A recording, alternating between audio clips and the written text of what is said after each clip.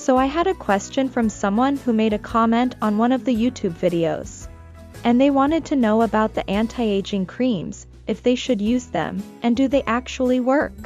And the answer is no, I'm sorry. They don't make your skin any younger.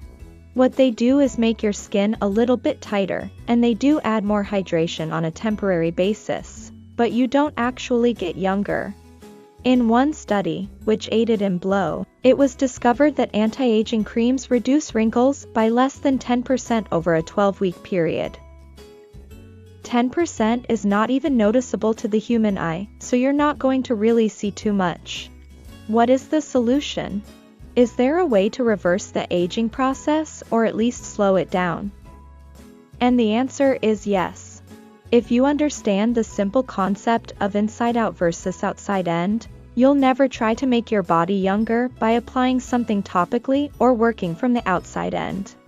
It really comes from the inside out, and it's a combination of several things. But you really want to look at the balance of how much oxidation is going on, or things that are breaking your tissues down, or destroying your DNA versus the antioxidants in the body, which are countering all this free radical damage. So the hormone that you really want to preserve is growth hormone.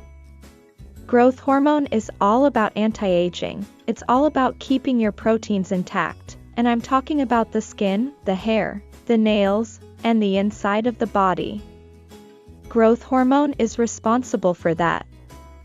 As we age, growth hormone levels go down. We want to keep it as high as possible, so there are certain things that lower growth hormone, and there are certain things that increase it. Glucose, by the way, will lower growth. Insulin will lower growth hormone, so stay away from high carbohydrate diets. Cortisol from stress will also inhibit growth hormone. Cortisol is very destructive to your proteins and your skin, and it will aid you at an accelerated rate. Alcohol is another thing that is very dehydrating. It will inhibit growth hormone, and it will make you look old. Alright, so how do we raise growth hormone? Exercise is okay, but make sure you don't overtrain. If you exercise correctly with enough recovery, you can spike growth hormone by 500 to 700%. So that's one key factor. Regular exercise, as well as exercise, can reduce cortisol and stress if done correctly, and then fasting.